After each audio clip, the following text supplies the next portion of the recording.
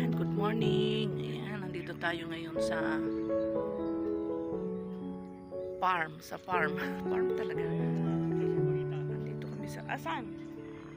Nandito kami ngayon sa may talungan. At ito, marami siyang mga tanim. May papaya.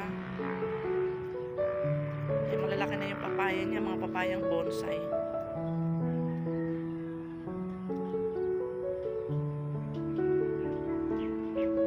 Ganda talaga pagka may sarili kang lote.